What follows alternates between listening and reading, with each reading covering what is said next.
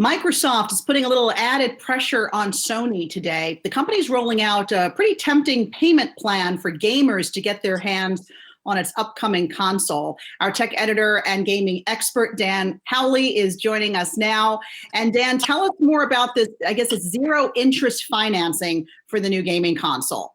Yeah, this is for the Xbox Series X, and it's going to give you, as you said, zero interest financing for the console itself. We still don't have a price on it yet, though, but this really is a way, I think, for Microsoft to ensure that regardless of what the price is, gamers will still be able to get in on it at launch, or at least close to launch, without having to worry that they're dropping so much cash all at once. Now, I think that's a big move, especially when you consider that younger gamers may not be able to afford this kind of console, which, again, we don't have the price for it yet. But really, I think it's a smart move, and something that Sony is going to have to take into account and perhaps even do on their own, considering that Microsoft and Sony are going into their new console wars at the exact same time. Both companies will launch their new consoles this holiday season.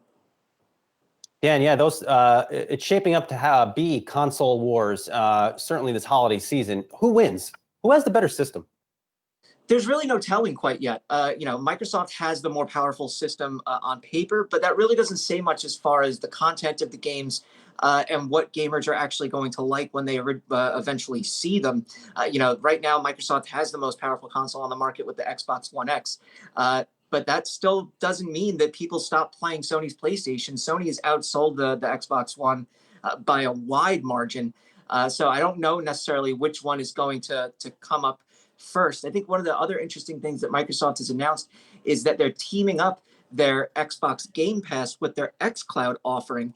And that's something that is just going to completely blow away the competition when it comes to the new generation, or I guess the first generation of game streaming platforms. That's where you can play games on any device, your smartphone, your tablet, your smart TV, your laptop, and of course your consoles, without needing to, though, own a console. So that's something that's coming down. But Microsoft already has their Xbox Game Pass, where you can subscribe and get access to more than 100 games. So tying those two up kind of creates, and Microsoft hates for it to be called this, but a Netflix of gaming that I think people are really going to want to flock to, especially if the pricing is right.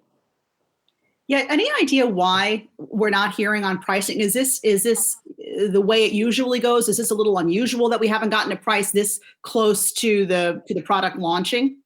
I don't think it's too unusual. Usually we would hear them closer to launch, but I think really what's happening here is we're at a time where a lot of people are obviously out of work, as we saw, from the unemployment numbers again. But I also think that Microsoft and Sony don't want to kind of be the first to drop their price so that they're not able to be undercut. Now, I think that for Sony, a lot of the rumblings are that it'll be a pricey console, and pricey consoles have not done well in the past. Sony at one point had sold a console for $499 in the PlayStation 3, and that system was not a good performer. Microsoft's Xbox 360 came out at around the same time and outsold this PlayStation 3 at first. Eventually, they ended up kind of neck and neck with the amount of devices sold for each company. But, they came out with the new version of the PlayStation 4, and that's done gangbusters because it was put out at the right price point. Dan, does Apple have any chance at making headway into video games? It has tried, but look at these consoles that are going to come to market. They're powerful. Yeah, I mean, here's the thing. There's kind of two different camps for gaming. There's console gaming and PC gaming, and then there's mobile gaming. And, they're not mutually exclusive in terms of who uses what or the other. But I think when you look at something like an Apple, they're going to try to get people to game on their smartphone, on their tablet, perhaps on their Mac.